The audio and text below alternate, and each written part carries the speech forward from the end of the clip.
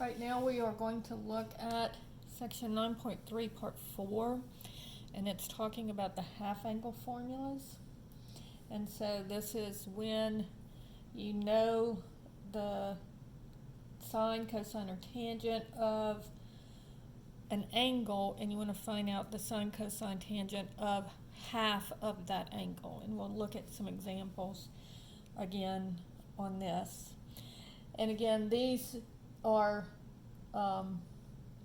where I'm just going to write down the formulas. The derivations come directly from the double angle formula for cosine.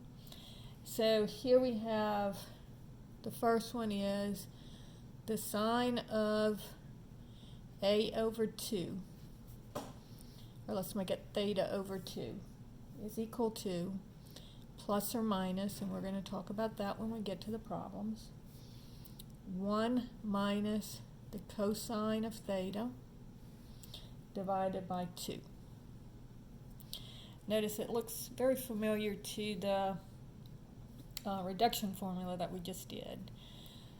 Then the cosine of theta over 2 is equal to plus or minus the square root of 1 plus the cosine of theta over 2.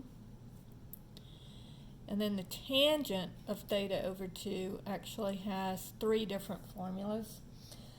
It's either plus or minus the square root of 1 minus the cosine of theta over 1 plus the cosine of theta, or it's equal to the sine of theta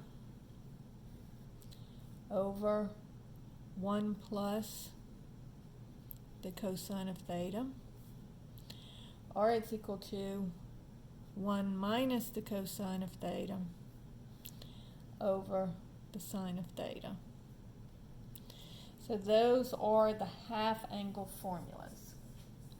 And again, if you would like for me to derive them for you, I don't have a problem doing that. I just didn't want to put that on the video because it's not something that you're going to have to do for the test. All right, so let's look at an example of how we would use the half angle formula.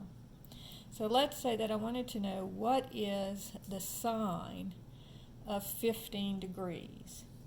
Now, the sine of 15 degrees, and again, let's go to the angles that we know. We know 30 degrees, we know 45 degrees, and we know 60 degree angles. We know the sines, cosines, and tangents of all of those reference triangles. So notice if I take half of 30, that would give me 15. Now there would be another way that I could do it. I could also use the difference formulas that we did in the previous section, which was 60 degrees minus 45 degrees, or I could do 45 degrees minus 30 degrees. But since we're dealing with the half angle formulas, and on here they will ask you to use a half angle formula to do this, we're going to do half of 30 degrees. So this is equal to the sine of 30 degrees over 2. So notice that theta here is equal to 30 degrees. So when I'm working with this, I am going to look at my 30 degree triangle, and this is going to be 1, because remember, opposite the 30 degree angle, it's the smaller angle between 30 and 60. It's the smaller of the two angles, so it will be opposite will be the smaller side, which is 1, 2 square root of 3, right? Now, half of that is the 15 degree angle. Notice that 15 degrees is in the first quadrant. So because I'm in the first quadrant, when I go up here to use my half angle formula, I have to choose between plus or minus. So because I'm in the first quadrant, the sign, everything in the first quadrant is positive, so I'm going to use the positive. Then it's 1 minus the cosine of 30 degrees divided by 2. And so that would be 1 minus, now let's look at what the cosine of 30 degrees is. Cosine of 30 degrees is adjacent over hypotenuse. So adjacent over hypotenuse, square root of 3 divided by 2. Over 2. Now that is the answer, but of course we want to simplify it as much as we can. So this would be over 1. Notice in my numerator I have 2 fractions. My common denominator is 2, so I'm going to multiply my numerator and denominator by 2. And so that's going to give me, and I'll go ahead and leave off the plus sign because if it doesn't have a sign it's understood to be plus. Then in the numerator I have 2 times 1 is 2 minus the square root of 3. And both of the denominators are the same, so I can write it over the same denominator. And then divided by 2. Now this is 2 over 1, so now I'm going to keep change flip. So I'm going to have 2 minus the square root of 3 over 2. Keep the first fraction, change the division to multiplication, and then flip my denominator. So this becomes 1/2. So that gives me the square root of 2 minus the square root of 3, and then multiplying my 2 denominators, I get 4. And then if you would like, you can also go, the square root of 4 is 2. So I can take that out from under the radical and take that square root of 4. So here is an example of how we would use the half angle formula. Now let's look at another example. Example 2 says, if I know that the tangent of alpha is equal to 8/15, and I know that alpha lies in quadrant 3, right? Calculate the exact value for, first of all, we're going to look at the sine of alpha over 2. Now, before we do that, we're going to first draw both of our angles. We're going to draw angle alpha, and it's in the third quadrant. And then notice that my opposite is going to be 8, and my adjacent is going to be 15. But there's a problem here, because notice that I'm going back and I'm going down. So both of these should be negative. But remember, negative divided by negative is positive. So we know that both of them should be negative, so I'm just going to put the 2 negatives there so that I can draw my triangle in the third quadrant. So this is going to be -8. This is going to be -15. And then I need to use the Pythagorean theorem to find the length of my radius. So c squared is equal to a squared plus b squared. So c squared is equal to -8 squared plus -15 squared. So c squared is equal to 64. So when I square the negative, it becomes positive. And 15 squared is 225. So adding those together, I get 9,298. So c squared is equal to, and if I take the square root of both sides, this would be 17. The square root of 289 is 17. so now I have my triangle for alpha written. Now let's look at alpha over 2. Now this is a generalization of what we're looking at. But notice that if alpha is between pi and 2 pi, so if it's in quadrant 3 or quadrant 4, then notice what happens when I take half of it. So if I take half of pi, that gives me pi over 2. And if I take half of 2 pi, that gives me pi. So in other words, if alpha is between pi and 2 pi in the second or fourth quadrant, when I take half of it, I'm going to have that alpha over 2 is going to be between pi over 2 and pi. So that means that the the third and fourth quadrant will move into, when you take half of it, alpha over 2 will always be in the second quadrant. So if you're starting with an angle in the third or fourth quadrant for alpha, then alpha over 2 will move into the second quadrant. So we know that this is going to be negative and this will be positive because I'm going back and up. So notice that my sign of alpha over 2 will be a positive number, positive over hypotenuse, and remember the hypotenuse is always positive. So when I look at my formula for the sine of alpha over 2, I have to choose between plus or minus. Well, in this case, I am going to choose the plus sign because I know that it is going to be in the second quadrant. And then the rest of the formula is 1 minus the cosine of theta, or of alpha, all over 2.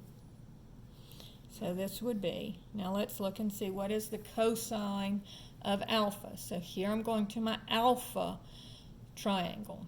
So the cosine of alpha is here's my reference angle for alpha. And so it's going to be negative 15 over 17 divided by 2. So again, this is 1 over 1. I want my denominator to be 17. So multiply numerator and denominator by 17.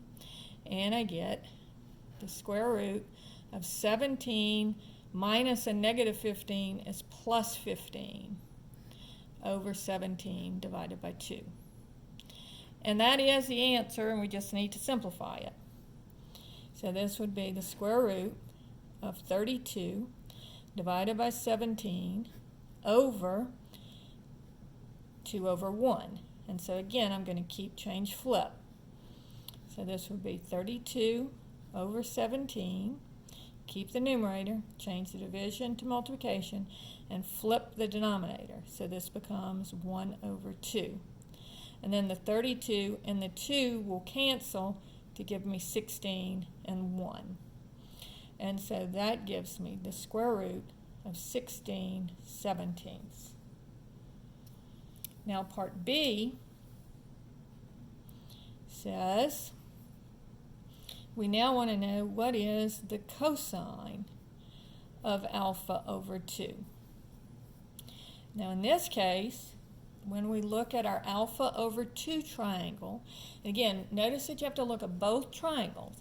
This is the alpha over 2 triangle. This is the alpha triangle. So looking at my alpha over 2 triangle, again, I need to decide whether I'm going to use the plus or the minus. Now remember, alpha over 2 is in the second quadrant. So in the second quadrant, the cosine, the x-coordinate, the adjacent, is negative. So this is going to be the negative of the square root, and then the formula is 1 plus the cosine of alpha divided by 2. And so that's going to give me the negative of 1 plus, and we already saw that the cosine of alpha is negative 15/17. So negative 15/17 over 2. And so that gives me negative. Denominators need to be the same, so multiply here, numerator and denominator, by 17. So I get the square root of 17 minus 15 over 17 divided by 2 over 1. And then again, I'm going to keep change flip. So 17 minus 15 is 2/17 times, and then change the division and multiplication and flip the denominator. And now the 2 and the 2 will cancel to give me a 1 and 1. And so my answer for the cosine of alpha over 2 is negative square root of 1/17. And that's a formula for the cosine of alpha over 2. Part C here is the tangent of alpha over 2. Now on this one, just to be a little bit different, I'm going to use one of the other formulas. And so here, I'm going to go ahead and choose this middle formula. So I'm going to use sine of theta over 1 plus cosine of theta. So in this case, it would be the sine of alpha over 1 plus the cosine of alpha. And so now let's look at our alpha. Okay, again, two triangles. This one is alpha over 2. This one is alpha. So I'm looking for alpha here. So the sine of alpha is negative 8/17 over 1 plus the cosine of alpha. So the cosine of alpha, we've already seen, is negative 15 over 17. So again, this is over 1, so multiply numerator and denominator by 17, and I get negative 8/17 over, and this would be 17 minus 15 over 17. So this time when I keep change flip, I get negative 8/17 times 17 minus, this is equal to 2, so it would be 17 over 2. And the 17's cancel to give me a 1 and a 1, and the 2 and the 8 cancels to give me a 4 and a 1. And so the tangent of alpha over 2 is equal to negative 4. And I get the same answer no matter which of the formulas that I used. And so that is how we use the half-angle formulas to get the answer for the sine, cosine, and tangent of half of an angle.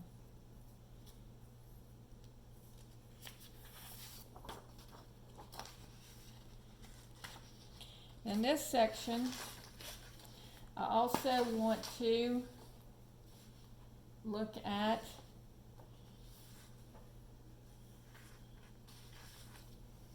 finding the measure of a half angle.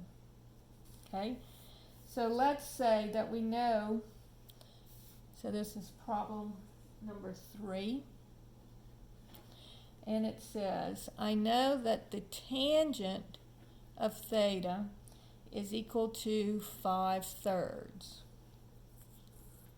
Right, the tangent of theta is equal to 5/3. I now want to know, what would the angle be, the tangent of the angle be for half that? So I want to find out what is the tangent of theta over 2. All right, so again, I'm going to draw two triangles, one of them for theta and one of them for theta over 2. All right, so this tells me and this is in quadrant 1. My opposite is 5 because tangent of theta is opposite over adjacent. So my opposite is 5 and my adjacent is 3. So I'm going to draw this in the first quadrant. And this would be opposite of 5, adjacent of 3. Now be careful because this is not the 3, 4, 5 triangle, because remember the hypotenuse has to be the largest number. And so if the 4 were here, then this would be 5. But in this case, I'm going to have to figure out what this hypotenuse is using the Pythagorean theorem. So 3 squared plus 5 squared is equal to c squared. So it would be 9 plus 25 equals c squared. And so that gives me 34 is equal to c squared. So this would be the square root of 34 for my hypotenuse. Now, when I'm looking at theta over 2, again, I'm just going to take half of this angle. So notice, if I start in the first quadrant, I'm going to end up in the first quadrant. So, and as a matter of fact, if you start in the first or second quadrant, if this is pi and this is 2 pi, if I'm in quadrant 1 or 2,